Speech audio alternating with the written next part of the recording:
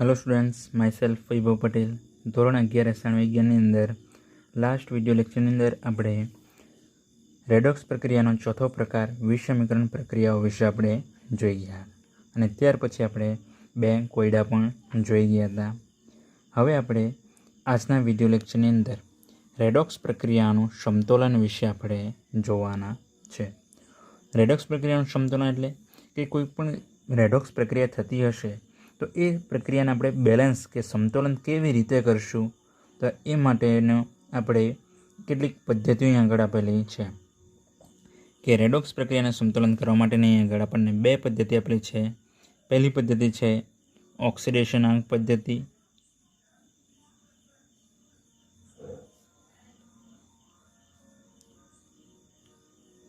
અને બીજી પદ્ધતિ છે અર્ધ પ્રક્રિયા પદ્ધતિ. આ બે પદ્ધતિથી આપણે રેડોક્સ પ્રક્રિયાનું આપણે સમતોલન કરી શકીએ.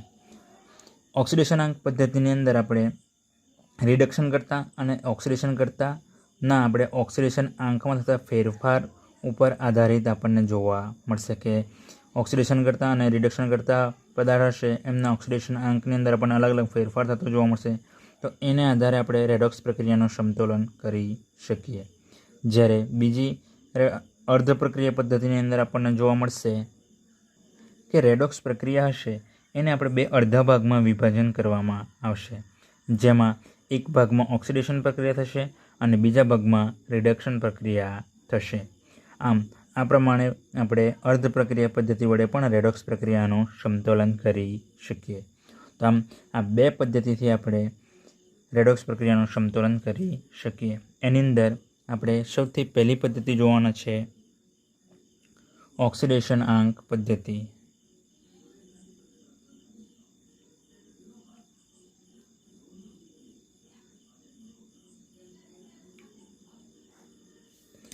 આ ઓક્સિડેશન આંક પદ્ધતિની અંદર આપણને અલગ અલગ સોપાનો જોવા મળશે. તો સૌથી પહેલાં તો એની અંદર આપણે જોઈશું કે ઓક્સિડેશન આંક પદ્ધતિની અંદર એ પદ્ધતિ વડે રેડોક્સ પ્રક્રિયાનું સમતોલન કરીશું એ પહેલાં આપણને શું ખ્યાલ હોવો જોઈએ.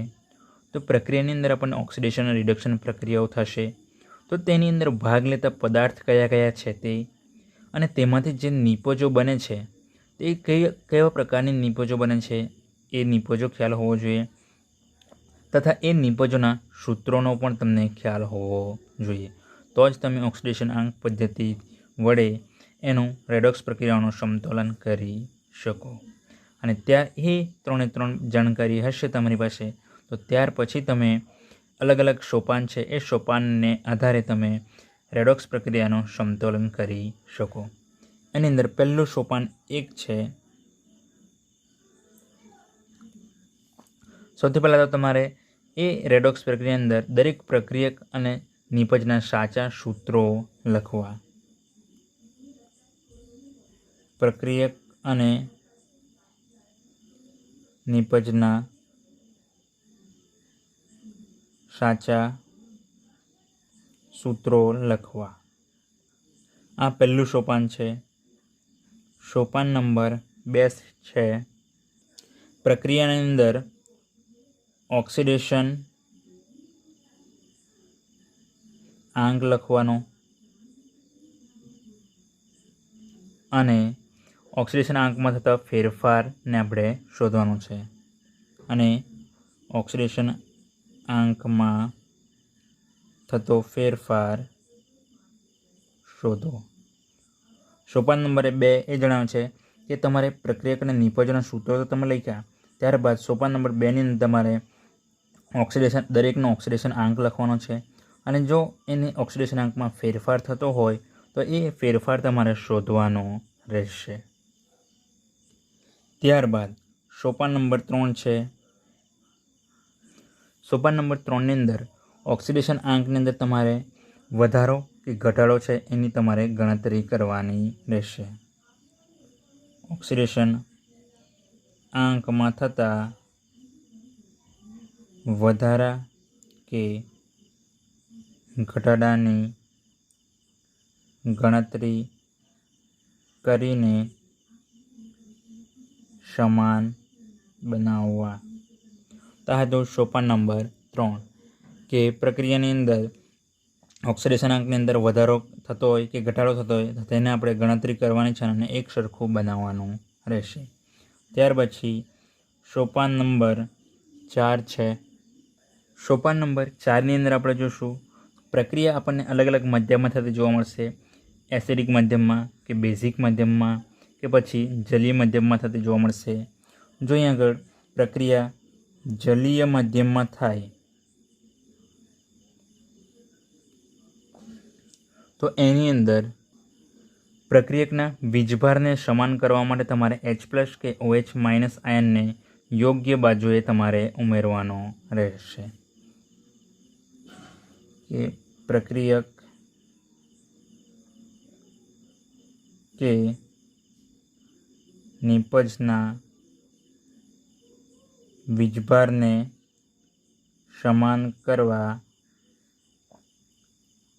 યોગ્ય બાજુએ H+ કે OH- ઉમેરવા.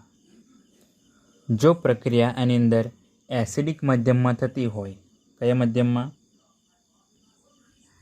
એસિડિક માધ્યમમાં. જો પ્રક્રિયા એસિડિક માધ્યમમાં થતી હોય તો આપણે યોગ્ય બાજુએ H+ આયનનો ઉપયોગ કરીને આપણે એને સમાન બનાવી શકીએ. તો અહીં આગળ H+ આયન યોગ્ય બાજુએ ઉમેરવો. અને જો પ્રક્રિયા બેઝિક માધ્યમમાં થાય તો યોગ્ય બાજુએ OH- આયનને યોગ્ય બાજુએ ઉમેરવો. આ થયું સોપાન નંબર 4. ખ્યાલ આવી ગયો તમને કે જલીય માધ્યમ હોય તો પ્રક્રિયક કે નિપજની બાજુ એમને વીજભાર સમાન કરવા માટે આપણે યોગ્ય બાજુએ H+ કે OH- ઉમેરવાનો હોય. એસિડિક માધ્યમમાં થાય તો H+ ઉમેરવાનો હોય યોગ્ય બાજુએ. બેઝિક માધ્યમમાં હોય તો તમારે OH- યોગ્ય બાજુએ ઉમેરવાનો રહેશે. ત્યારબાદ સોપાન નંબર 5 છે. સોપાન 5ની અંદર આપણે પ્રક્રિયાની અંદર હાઇડ્રોજન વાયુને હાઇડ્રોજન પરમાણુને આપણે બેલેન્સ કરવાના હોય છે. તો અહીં આગળ સોપાન નંબર 5માં શું હશે? હાઇડ્રોજન પરમાણુને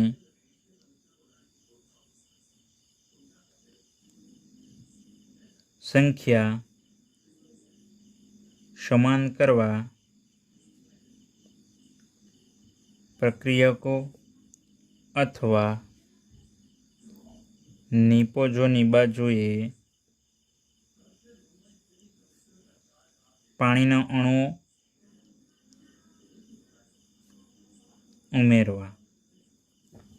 કંઈ આગળ સોપાન નંબર 5ની અંદર પ્રક્રિયા અંદર આપણે હાઇડ્રોજન પરમાણુનું બેલેન્સ કરવા માટે આપણે એની સંખ્યા સમાન કરવા માટે આપણે પ્રક્રિયકો અથવા તો નિપજોની બાજુએ આપણે H2Oના અણુ ઉમેરવામાં આવશે.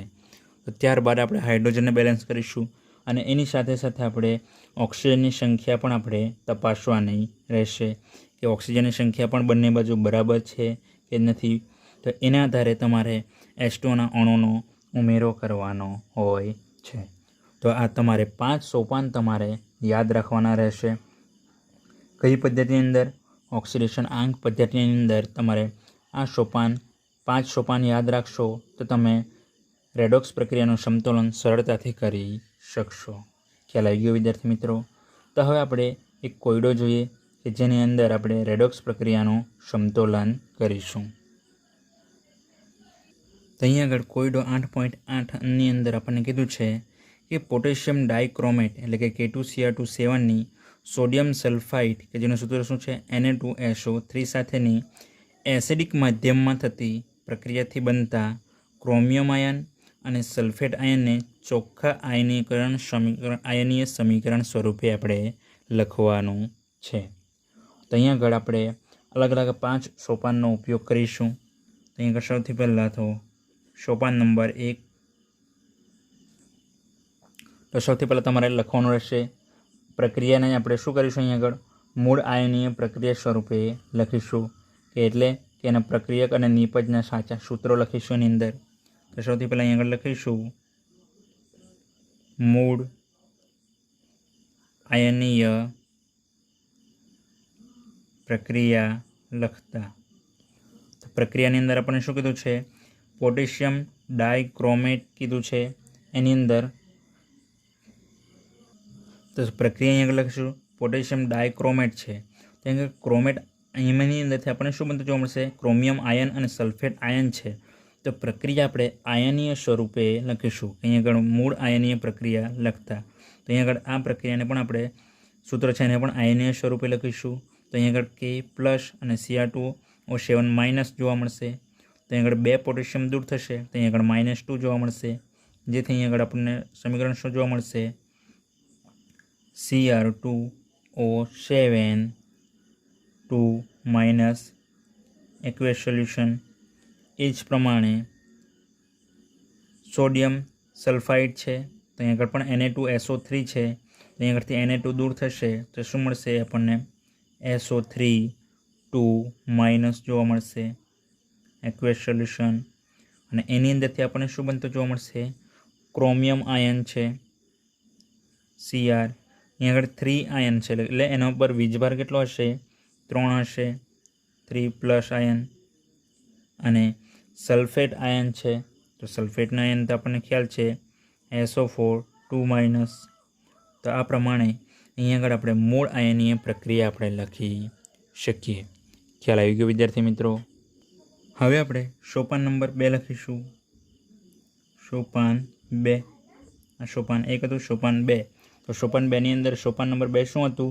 કે દરેક તત્વના પરમાણુઓના ઓક્સિડેશન આંક લખવાના.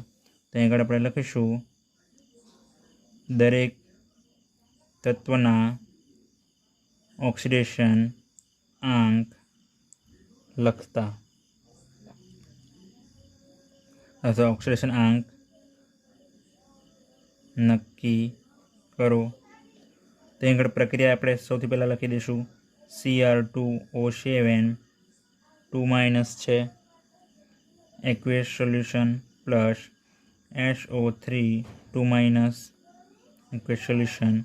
એની અંદરથી Cr3 પ્લસ એક્વેસ સોલ્યુશન અને SO4 2 માઇનસ એક્વેસ સોલ્યુશન. હવે આપણે એનો ઓક્સિડેશન આંક લખીશું.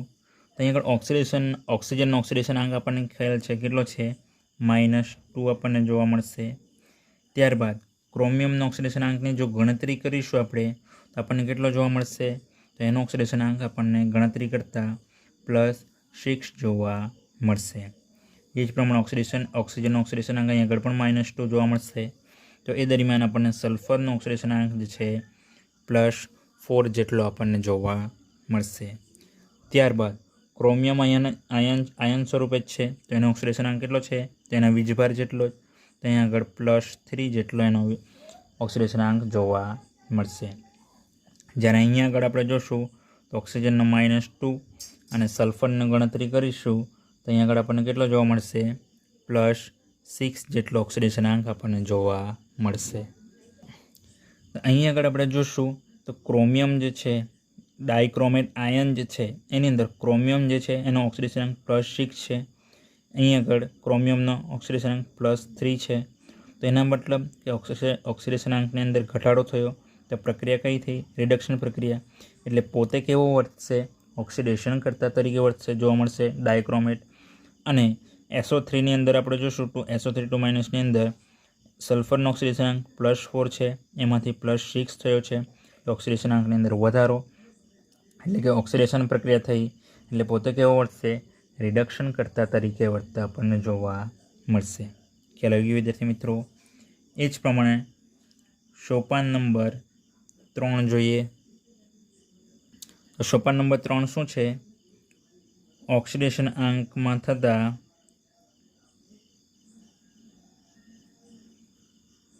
વધારા કે ઘટાડાની ગણતરી કરો અને સમાન બનાવો. ત્યાં આગળ એમના ઓક્સિડેશન આંકની આપણે ગણતરી કરીને આપણે એને સમાન બનાવવાનો છે. તો સૌથી પહેલાં તો આપણે એની પ્રક્રિયા લખી દઈશું. Cr2O7 2 minus plus SO3 2 minus मांथी आपणे शुं बनतुं जोवा मळशे Cr3+ आयन अने SO4 2- आयन जोवा मळशे। ऑक्सिडेशन आंक अहीं आगळ -2 +6 -2 +4 +3 -2 +6 જોવા મળશે। હવે અહીં આગળ આપણે ઓક્સિડેશન આંક જે છે એ એક સમાન કરવાના છે। તો અહીં આગળ ક્રોમિયમનો કેટલો છે, અહીં આગળ +6 છે, ને અહીં આગળ કેટલો છે +3 છે। તો અહીં આગળ કેટલા વડે ગુણીશું તો એને +6 થશે, તો એને 2 વડે ગુણીશું, તો અહીં આગળ આપણે એને 2 વડે ગુણીશું એટલે 3 × 1 ક્રોમિયમના કેટલા હતા 3 હતા, તો 2 ક્રોમિયમ અહીંયા થશે, 2 લખ્યું છે એટલે 2 ક્રોમિયમ ટોટલ કેટલા થશે +6 થઈ જશે। તો આ પ્રમાણે અહીં આગળ ક્રોમિયમના ઓક્સિડેશન આંક બેલેન્સ થતા જોવા મળશે। એ જ પ્રમાણે સલ્ફેટની અંદર જોઈએ, અહીં આગળ કેટલા છે સલ્ફરના +4 છે અને અહીં આગળ +6 છે। ઓક્સિજનના તો અહીં આગળ આપણને એક સરખા જોવા મળશે, જેથી ઓક્સિજનને આપણે બેલેન્સ કરવાની જરૂર પડશે નહીં। સલ્ફરની અંદર અહીં આગળ +4 અને અહીં આગળ +6 છે, તો એને બેલેન્સ કરવા માટે આપણે એને કેટલા વડે ગુણીશું, અથવા તો અહીં આગળ ઓક્સિડેશન આંક બેલેન્સ કરવા માટે આપણે પ્રક્રિયાને બેલેન્સ કરશું તો પણ આપણને અહીં આગળ ઓક્સિડેશન આંક બેલેન્સ થઈ જતા જોવા મળશે। તો અહીં આગળ બેલેન્સ કરવા માટે અહીં આગળ આપણને સલ્ફરને કેટલા વડે આપણે ગુણીશું, અહીં આગળ SO4 છે, તો અહીં આગળ 3 વડે ગુણીશું, તો અહીં આગળ પણ આપણે 3 વડે ગુણાકાર કરવો પડશે, તો સલ્ફર પણ અહીં આગળ બેલેન્સ થઈ જશે। તો હવે આપણે એમના ઓક્સિડેશન આંકની ગણતરી કરીએ। તો અહીં આગળ આપણે ક્રોનાંકના ગણવાના છે, તો ક્રોમિયમના ગણીશું, સલ્ફરના અહીં આગળ પણ ક્રોમિયમ અને સલ્ફરના ગણીશું, તો ટોટલ કેટલા થશે, અહીં આગળ એક ક્રોમિયમનો કેટલો છે +6 છે, તો અહીં આગળ ટોટલ ક્રોમિયમ કેટલા છે 2 છે, તો 6 × 2 = 12 થશે, અને સલ્ફરનો અહીં આગળ કેટલો છે +4 છે, ને અહીં આગળ ગુણાકારમાં કેટલા છે 3 સલ્ફર છે, તો 4 × 12 અને આ 12 ટોટલ કેટલા છે 24 થશે। એ જ પ્રમાણે અહીં આગળ આપણે જોઈશું એક ક્રોમિયમનો 3 છે, તો 2 ક્રોમિયમના કેટલા થશે 6 થશે, એટલે આ 6, અને અહીં આગળ સલ્ફરના 6 છે, તો 3 સલ્ફરના કેટલા થશે 18 + 6 કેટલા 24, તો બંને બાજુ ઓક્સિડેશન આંક સમાન થતા જોવા મળશે। તો આ પ્રમાણે અહીં આગળ સોપાન નંબર 3 આપણે લખી શકીએ। આગળ સોપાન નંબર 4 આપણે જોઈએ, તો અહીં આગળ સોપાન નંબર 4 શું છે, તો પ્રક્રિયાની અંદર કયા મધ્યમાં થાય છે એને આધારે આપણે ડાબી કે જમણી બાજુ H+ કે OH- ઉમેરવાના હોય છે। તો પ્રક્રિયા અહીં આગળ આપણને કીધું છે કે પ્રક્રિયા કયા માધ્યમમાં થાય છે, એસિડિક માધ્યમમાં થાય છે। તો પ્રક્રિયા એસિડિક માધ્યમમાં થતી હોવાથી બંને બાજુ આયનીય વીજભારને અથવા તો વીજભાર સમાન ન હોવાથી આયનીય વીજભારને સમાન બનાવવા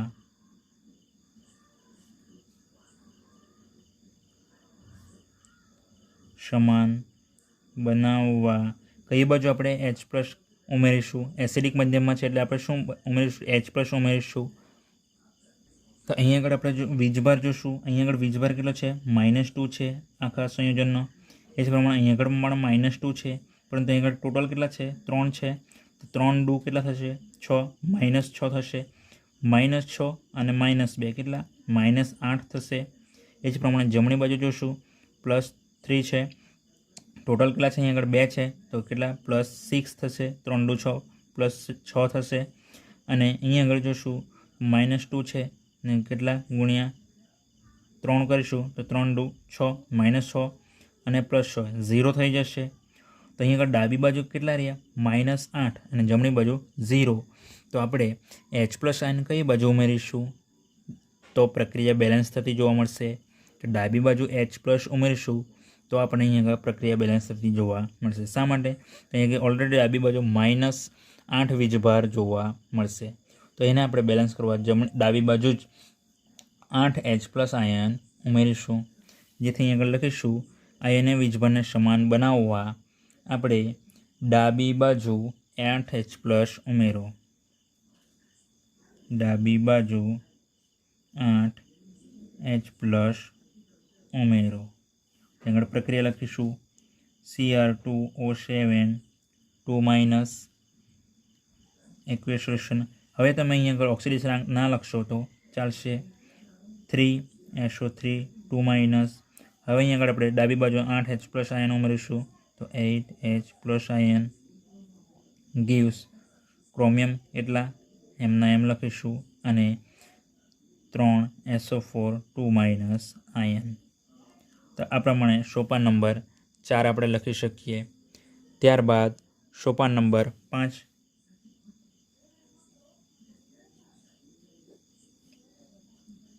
તો સોપાન નંબર 5 શું છે? તો આપણે હાઇડ્રોજન પરમાણુનું બેલેન્સ કરવાના છે. તો હાઇડ્રોજન પરમાણુ જોઈશું કે કઈ બાજુ છે હાઇડ્રોજન પરમાણુ. ડાબી બાજુ કેટલા હાઇડ્રોજન છે? 8 હાઇડ્રોજન છે. તો જમણી બાજુ કેટલા છે? નથી. તો આપણે શું કરીશું? જમણી બાજુ શું ઉમેરીશું? H2O ઉમેરીશું. તો અહીં આગળ લખીશું હાઇડ્રોજન પરમાણુની ગણતરી કરો અને જમણી બાજુ પાણીના અણુઓ ઉમેરો. અને જમણી બાજુ પાણીના અણુ ઉમેરો. ત્યાં આગળ પ્રક્રિયા લખીશું Cr2O7 2- એક્વાયર્ડ છે. 3SO3 2- પ્લસ 8H+ એમના એમ. એમાંથી શું બનતું જોવા મળશે? 2 chromium ion plus 3SO4 2- ion. અહીં આગળ આપણે H2O ઉમેરવાના છે. કેટલા ઉમેરીશું? અહીં આગળ કેટલા હાઇડ્રોજન આયન છે? 8 છે. તો અહીં આગળ H2O કેટલા ઉમેરીશું તો હાઇડ્રોજન પરમાણુ સમાન થશે. તો 4H2O ઉમેરીશું તો 4 દુ 8 હાઇડ્રોજન આયન થઈ જશે. એની અંદર આપણે બીજું શું કીધેલું? એની સાથે આપણે ઓક્સિજન પણ ગણતરી કરવાની. તો ઓક્સિજનની પણ ટોટલ ગણતરી કરી નાખીએ. અહીં આગળ ટોટલ 7 ઓક્સિજન. અહીં આગળ ટોટલ 3 છે તો 3 તારી 9. 9 ને 7 કેટલા? 9 ને 7 16. 16 ઓક્સિજન છે. અહીં આગળ કેટલા છે ઓક્સિજન? 4 છે. 4 તારી 12. 12 ને અહીં આગળ 4. 12 ને 4 16. તો ઓક્સિજન પણ બેલેન્સ થઈ ગયા. તો આ પ્રમાણે અહીં આગળ આપણે રેડોક્સ પ્રક્રિયા જે છે એ સમતોલિત કરી શકીએ. ખ્યાલ આવી ગયો વિદ્યાર્થી મિત્રો? તો આ પ્રમાણે તમારે 5 સોપાનની અંદર રેડોક્સ પ્રક્રિયા સમતોલિત કરવાની રહેશે. એ જ પ્રમાણે આપણને બીજો કોયડો આપેલો છે. એ કોયડો પણ આપણે જોઈએ. તો હવે આપણે કોયડો 8.9 જોશું. જેની અંદર કીધું છે આપણને પરમેંગેનેટ આયન બ્રોમાઇડ આયન સાથે બેઝિક માધ્યમમાં પ્રક્રિયા કરી મેંગેનીઝ ડાયોક્સાઇડ અને બ્રોમેટ આયન બનાવે છે. તો આ પ્રક્રિયા માટે સમતોલિત આયન સમીકરણ લખો. તો અહીં આગળ એની અંદર પણ આપણે પ્રક્રિયા કયા માધ્યમમાં થાય છે? બેઝિક માધ્યમમાં થાય છે. અને અહીં આગળ પ્રક્રિયાની અંદર આપણને મેંગેનીઝ ડાયોક્સાઇડ અને બ્રોમેટ આયન બનાવતું જોવા મળશે. તો સૌપ્રથમ સોપાન નંબર 1 લખીશું. સોપાન 1. તો શું લખીશું? અહીં આગળ મૂળ આયનીય પ્રક્રિયા લખીશું. ત્યાં આગળ શામાંથી બને છે? પરમેંગેનેટ આયન, એટલે કે પોટેશિયમ પરમેંગેનેટ હોય તો KMnO4 છે. ખાલી પરમેંગેનેટ આયન એમ કહેશે એટલે શું જોવા મળશે આપણને? MnO4- ion. એ જ પ્રમાણે બીજું શું છે? બ્રોમાઇડ આયન સાથે પ્રક્રિયા કરશે એટલે Br-. એની અંદરથી આપણને શું બનતું જોવા મળશે? Manganese dioxide. મેંગેનીઝ એટલે Mn, ડાયોક્સાઇડ એટલે O2. MnO2 બનતું તે ઘન સ્વરૂપે જોવા મળશે. અને બીજું શું બનતું જોવા મળશે? બ્રોમેટ આયન. બ્રોમેટ એટલે BrO3-. તો આ પ્રમાણે અહીં આગળ પ્રક્રિયા થતી જોવા મળશે. ખ્યાલ આવી ગયો? અહીં આગળ સોપાન નંબર 1 આપણું પૂર્ણ થશે. ત્યારબાદ સોપાન નંબર 2. તો સોપાન નંબર 2 ની અંદર આપણે શું લખીશું? ઓક્સિડેશન આંક લખીશું. તો અહીં આગળ લખીશું ઓક્સિડેશન આંક લખતા. તો અહીં આગળ ઓક્સિડેશન આંક લખીશું તો MnO4- plus Br minus plus gives MnO2 અને BrO3 માઇનસ. ત્યાં આગળ ઓક્સિજનનો -2 છે અને ગણતરી કરતાં Mnનો કેટલો જોવા મળશે? +7 જોવા મળશે. બીઆરનો અહીં આગળ માઇનસ છે તો એનો કેટલો જોવા મળશે? -1 છે. ઓક્સિજન અહીં આગળ -2 તો ઓક્સિજન Mnનો કેટલો? +4 જોવા મળશે ગણતરી કરીશું તો. એ જ પ્રમાણે બ્રોમેડ આયન છે તો અહીં આગળ -2 ઓક્સિજનનો જોવા મળશે તો બ્રોમિનનો કેટલો જોવા મળશે? અહીં આગળ ગણતરી કરતાં +5 આપણને જોવા મળશે. તો આ પ્રમાણે અહીં આગળ આપણે ઓક્સિડેશન આંક લખીશું. ત્યારબાદ સોપાન નંબર 3. તો સોપાન નંબર 3ની અંદર એ પહેલાં અહીં આગળ આપણે કોણ ઓક્સિડેશન કરતા તરીકે વર્તતું જોવા મળશે અને કોણ રિડક્શન કરતા તરીકે વર્તતું જોવા મળશે? ત્યાં આગળ જોશું Mnમાં +7માંથી કેટલો જોવા મળશે? +4 એટલે ઓક્સિડેશન આંકમાં ઘટાડો જોવા મળશે. જેથી પ્રક્રિયા કઈ થશે? રિડક્શન પ્રક્રિયા. એટલે Mn જે છે એ ઓક્સિડેશન કરતા તરીકે વર્તતું જોવા મળશે. એટલે કે પરમેંગનેટ આયન જે છે એ ઓક્સિડેશન કરતા તરીકે વર્તતો જોવા મળશે. જ્યારે બ્રોમિન છે -1માંથી +5 થશે એટલે ઓક્સિડેશન આંકમાં વધારો થશે. જેથી ઓક્સિડેશન પ્રક્રિયા જેથી પોતે બ્રોમાઇડ આયન જે છે રિડક્શન કરતા તરીકે વર્તતો જોવા મળશે. ખ્યાલ આવી ગયો? સોપાન નંબર 3ની અંદર આપણે શું કરીશું? ઓક્સિડેશન આંકમાં થતા વધારા કે ઘટાડાની ગણતરી કરીને એ વધારા ઘટાડાને સમાન બનાવીશું. તો અહીં આગળ લખીશું ઓક્સિડેશન આંકમાં થતા વધારો કે ઘટાડાની ગણતરી કરી સમાન બનાવતા. ત્યાં આગળ MnO4 minus plus Br minus gives MnO2 plus BrO3 minus aqueous solid. એમના ઓક્સિડેશન આંક તો આપણે લખી દઈશું +7. અહીં આગળ આપણે કોનું Mn અને બ્રોમિનના ફેરફાર ઓક્સિડેશન આંકમાં ફેરફાર થતો જોવા મળશે. તો અહીં આગળ આપણે ઓક્સિજનના ના લખશું તો પણ ચાલશે. ત્યાં આગળ -1 Mnનો અહીં આગળ +4 અને બ્રોમિનનો અહીં આગળ +5. તમે અહીં આગળ પહેલેથી જ જો ઓક્સિજનનો ઓક્સિડેશન આંક ના દર્શાવશો તો એ ચાલશે જ, કેમ કે તમને ખ્યાલ જ છે કે ઓક્સિજનનો -2 જ ઓક્સિડેશન આંક જોવા મળશે. હવે આપણે ઓક્સિડેશન આંકને બેલેન્સ કરીશું. તો અહીં આગળ ટોટલ કેટલો છે? 7 છે ને અહીં આગળ -1 છે તો ટોટલ કેટલો થશે? +6 થશે. એ જ પ્રમાણે અહીં આગળ +4 અને +5 +9 થશે. તો એને બેલેન્સ કરવા માટે આપણે શું કરીશું? Mnને આપણે કેટલા વડે ગુણીશું? 2 વડે ગુણીશું. તો અહીં આગળ ટોટલ કેટલા થશે? 7 દુ 14, 14 ઓછા 1 13 થશે. અને અહીં આગળ 4 છે અને 5 છે, ટોટલ 9 જ છે. તો એને પણ બેલેન્સ કરવા આપણે અહીં આગળ શું કરીશું? એને પણ આપણે 2 વડે ગુણીશું. જેથી અહીં આગળ 4 દુ 8, 8 ને 5 13 ઓક્સિડેશન આંક બેલેન્સ થશે. એની સાથે તમારે એ પણ જોઈ લેવાનું કે પ્રક્રિયા પણ બેલેન્સ થતી જોવા મળશે. કે 2 Mn છે તો અહીં આગળ પણ 2 Mn. ઓક્સિજન અહીં આગળ કેટલા છે? 4 છે, 4 દુ 8. તો અહીં આગળ ઓક્સિડેશન કેટલા છે આપણને જોવા મળશે? 2 દુ 4. અહીં આગળ 3 ઓક્સિજન છે. સોરી આપણે અહીં આગળ ઓક્સિજન જે છે એ આપણે છેલ્લે આપણે બેલેન્સ કરીશું. જ્યારે આપણે હાઇડ્રોજનને બેલેન્સ કરીશું ત્યારે જ આપણે ઓક્સિજનને પણ આપણે બેલેન્સ કરીશું. પરંતુ અહીં આગળ આપણે ખાલી ફક્ત ઓક્સિડેશન આંકને આપણે બેલેન્સ કરવાના રહેશે. પરંતુ અહીં આગળ આપણે બ્રોમિન છે કે જેના ઓક્સિડેશન આંકને આપણે બેલેન્સ કર્યા એ પરમાણુ બેલેન્સ થવા જોઈએ. તો Mn 2 છે તો અહીં આગળ Mn 2 છે. બ્રોમિન 1 છે તો બ્રોમિન 1 છે. તો એ પણ બેલેન્સ થઈ જતા જોવા મળશે. હવે સોપાન નંબર 4. હવે અહીં આગળ શું સોપાન નંબર 4 છે? પ્રક્રિયા કયા માધ્યમમાં થાય છે? બેઝિક માધ્યમમાં થાય છે. પ્રક્રિયા બેઝિક માધ્યમમાં થાય છે તથા તેમના વીજભાર સમાન કરવા આપણે એની અંદર શું ઉમેરીશું? બેઝિકમાં જમા થાય છે એટલે OH માઇનસ ઉમેરીશું. તો અહીંયા આગળ OH માઇનસ આપણે કઈ બાજુ ઉમેરીશું? તો વીજભારની ગણતરી કરીએ તો અહીંયા આગળ માઇનસ છે -1. અહીંયા આગળ ટોટલ કેટલા છે? 2 છે, તો 2 ગુણ્યા -1 -2 થશે.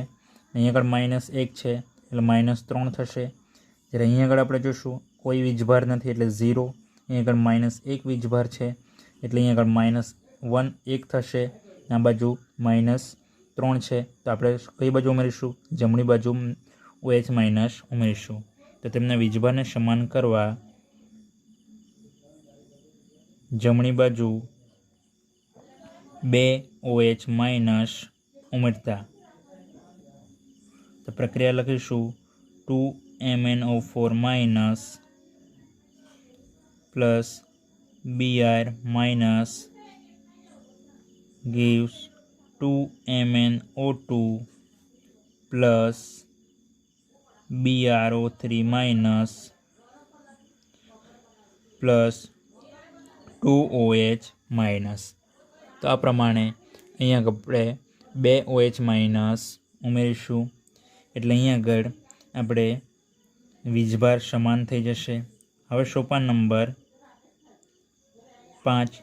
તો સોપાન નંબર 5ની અંદર શું કરીશું? આપણે હાઇડ્રોજન પરમાણુની આપણે ગણતરી કરીશું અને યોગ્ય બાજુએ આપણે H2O ઉમેરીશું. તો હાઇડ્રોજન પરમાણુની ગણતરી કરી યોગ્ય બાજુએ H2O ઉમેરતા. તો અહીંયા આગળ પ્રક્રિયા આપણે સૌથી પહેલાં કઈ બાજુ હાઇડ્રોજન છે?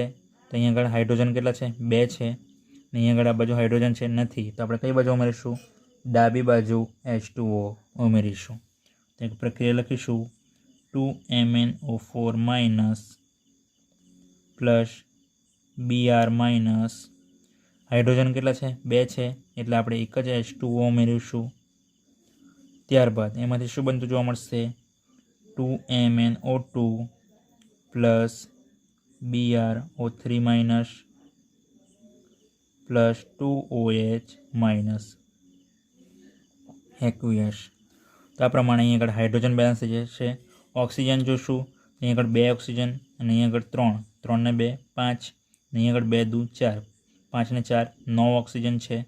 અહીં આગળ 4 દુ 8 ને 1 9 ઓક્સિજન પણ અહીં આગળ બેલેન્સ થઈ જતા જોવા મળશે. તો આ પ્રમાણે અહીં આગળ આપણે રેડોક્સ પ્રક્રિયા સમતોલિત કરી શકીએ. તો આ થયો કોયડો 8.9.